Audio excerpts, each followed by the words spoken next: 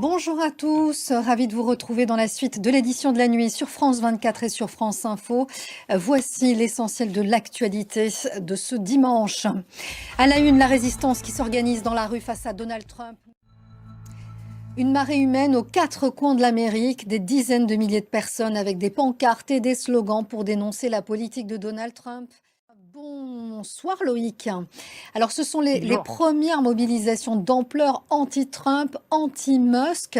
On aimerait savoir qui est dans la rue et quelles sont les principales revendications qui se font entendre. Alors ici, les organisateurs à Los Angeles parlent de 7 à 10 000 personnes. Loïc Piala en direct depuis Los Angeles. Merci à vous Loïc. Vous continuez donc à suivre cette mobilisation d'ampleur dans les rues aux États-Unis, des manifestations qui se déroulent en ce moment. D'est en ouest, ils sont donc retraités, fonctionnaires fédéraux ou encore étudiants.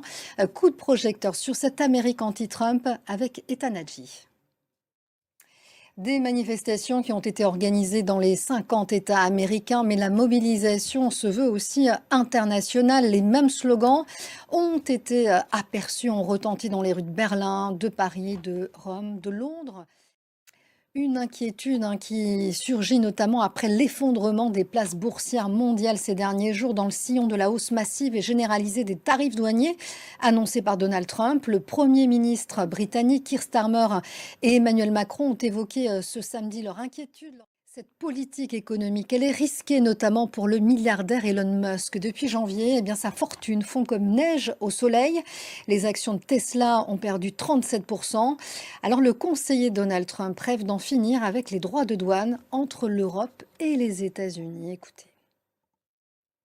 Et on prend maintenant la direction de la bande de Gaza qui est en proie au bombardement quotidien israélien. Tsahal a annoncé ce vendredi avoir lancé une nouvelle offensive au sol à Gaza, intensifiant donc ses opérations dans l'enclave.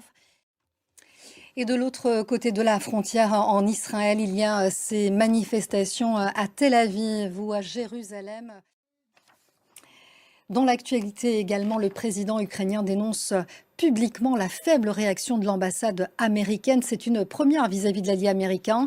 Un changement de ton après cette frappe de missile qui a fait 18 morts dans le centre du pays à Kryvyi-Rih, dont 9 enfants. Selon le président Zelensky, Washington aurait peur de mettre en cause la Russie. Le récit d'Ethan Hadji. Et puis maintenant, l'actualité dans la rue en France, elle est très politique ce dimanche, plus que quelques heures avant ce grand meeting de soutien à Marine Le Pen aux airs de démonstration de force. Et puis, sachez pour être complet qu'une autre manifestation, cette fois l'appel de la France insoumise et des écologistes contre l'extrême droite, elle est aussi organisée à Paris ce dimanche. Voilà, c'est la fin de ce journal. Merci à vous de nous avoir suivis. L'édition de la nuit revient dans 15 minutes. Restez avec nous.